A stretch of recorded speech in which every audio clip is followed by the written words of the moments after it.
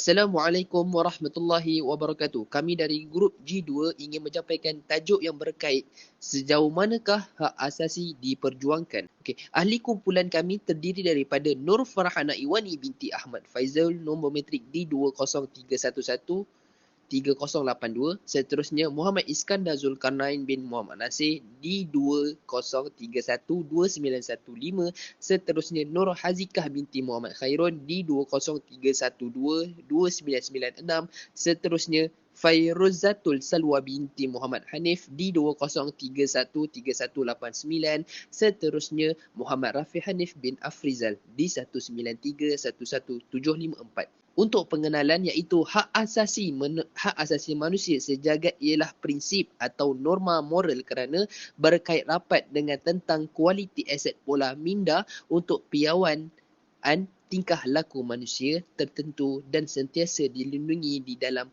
naungan undang-undang perbandaran. Hak asasi juga tidak mengira usia atau umur, asal etnik, lokasi, bangsa, agama, etnik atau apa-apa status lain. Ia boleh digunakan di mana-mana dan pada setiap masa dalam erti kata universal, dan ini adalah egalitarian ataupun dalam erti kata yang sama untuk seluruh populasi secara individu dan berkomuniti. Tajuk yang kumpulan kami dapat adalah berkaitan, yang kami akan tekankan adalah kronologi, iaitu berkaitan dengan isu semasa yang sangat tengah hangat sekarang ni, iaitu isu adik Bella. Adik Bella merupakan seorang kanak-kanak sindrom Down. Dia berumur 13 tahun dan dia merupakan bekas penghuni rumah bonda yang diasaskan oleh Siti Bainun. Pada tahun lepas, Siti Bainun telah membawa adik Bella ke rumah beliau dengan kelulusan hakim. Pada mulanya, keadaan baik-baik sahaja, akan tetapi apabila berlakunya wabak coronavirus serta perintah kawalan penggerakan di seluruh Malaysia, penderaan terhadap adik Bella pun telah berlaku. Assalamualaikum warahmatullahi wabarakatuh. Saya Nur Hazikah binti Muhammad Khairun, nombor matrik G203122996. Okey, saya akan menerangkan tentang faktor dan kisah tentang penderaan terhadap adik Bella. Okey, faktor yang pertama iaitu kebenaran daripada Jabatan Kebajikan Masyarakat yang membenarkan rumah bonda beroperasi tanpa lesen. Yang kedua, manusia yang tidak mempunyai sifat kemanusiaan, bertanggungjawab dan amanah apabila hak penjagaan kanak-kanak diberikan. Yang ketiga, penjaga yang tidak mempunyai latar belakang yang berkelayakan untuk menjaga anak angkat.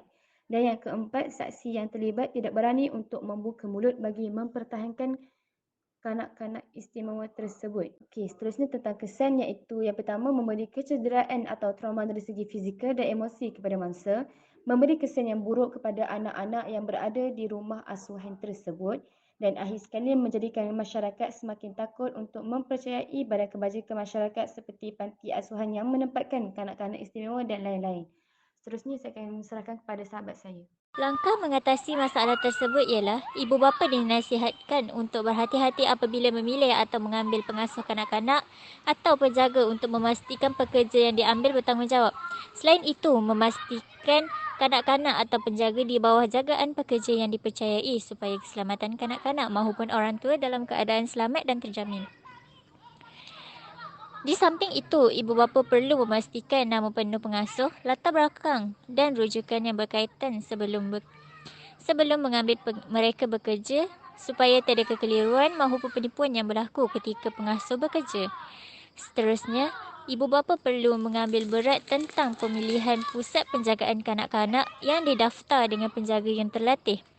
Akhir sekali, ibu bapa perlu ditegaskan untuk mendapatkan orang dewasa lain seperti ahli keluarga, contohnya abang saudara, nenek, ataupun memasang CCTV sekiranya berlaku sesuatu kejadian yang tidak diingini. Okey, Assalamualaikum warahmatullahi wabarakatuh. Nama saya Nur Farhana Iwani binti Ahmad Faizal. Nombor matrik saya D203138082. Okey, jadi matlamat agensi ditubuhkan. Okey, pertubuhan ini ditubuhkan bertujuan untuk mewujudkan dan mentadbir pusat jagaan dan rumah perlindungan kanak-kanak yang memerlukan perlindungan dan juga membuat peruntukan mengenai perkara-perkara yang bersampingan dengannya atau berkaitan dengannya seperti mana yang terkandung di bawah Akta Pusat Jagaan 1993 iaitu Peraturan Pusat Jagaan 1994. Okey. Pusat jagaan dan rumah perlindungan kanak-kanak yang ditubuhkan oleh pertubuhan ini akan menempatkan kanak-kanak di bawah kategori berikut. Okey, antaranya anak-anak. Yang pertama, anak-anak yatim, iaitu anak-anak di bawah 18 tahun yang kematian ibu atau bapa atau kedua-duanya sekali. Okey.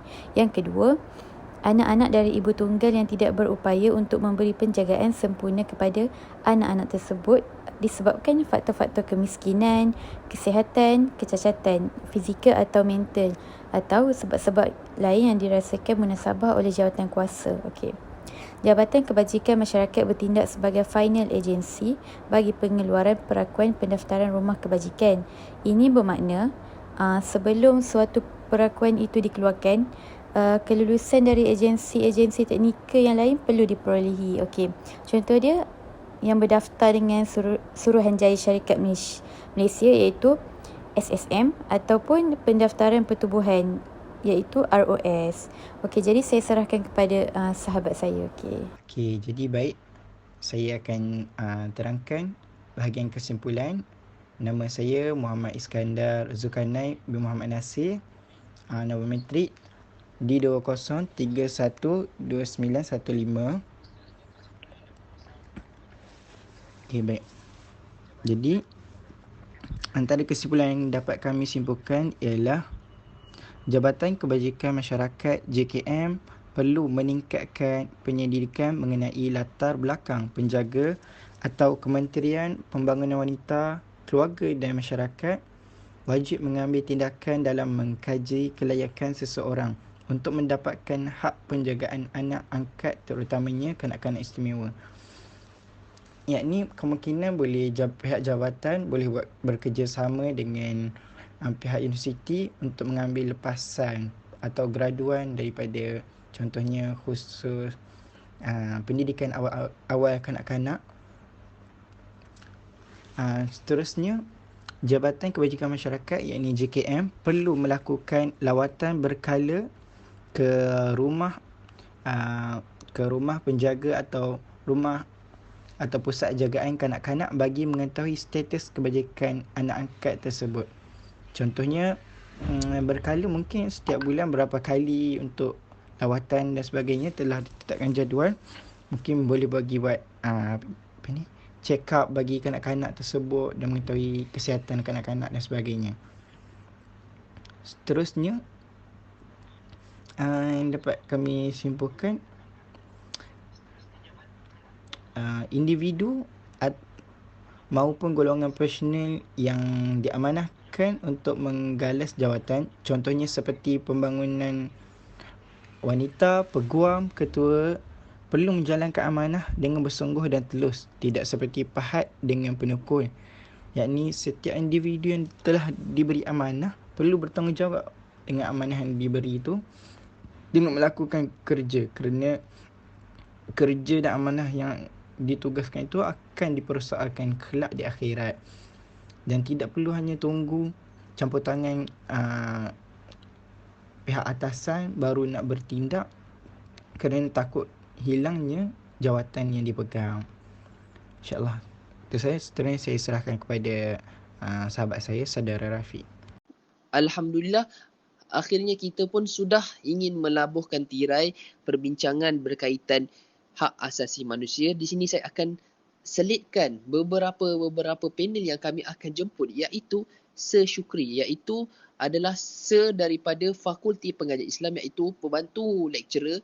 Beliau adalah alumni pelajar USAS yang telah mendapat anugerah diploma Dekan Diraja, seterusnya mendapat Dekan Diraja pada degree, dan seterusnya beliau juga telah mendapat full beasiswa daripada USAS untuk menyambung master di Universiti Sultan Azlan Shah. Seterusnya iaitu saudari Bibi Izzati adalah pelajar semester 7, iaitu dalam kos degree counselling. Sekarang beliau tengah intern di Pulau Pinang. Seterusnya saudara Syafiq Rahman, iaitu alumni pelajar USAS juga. Beliau adalah atlet USAS dan atlet Perak untuk sukan golf. Beliau juga adalah lecturer untuk dalam bahagian co-curriculum, dan beliau juga adalah staff dalam USAS juga, iaitu di bahagian hal ehwal pelajar, iaitu HEP. Sekian daripada grup kami. Wabillahi taufiq wal hidayah. Assalamualaikum warahmatullahi wabarakatuh.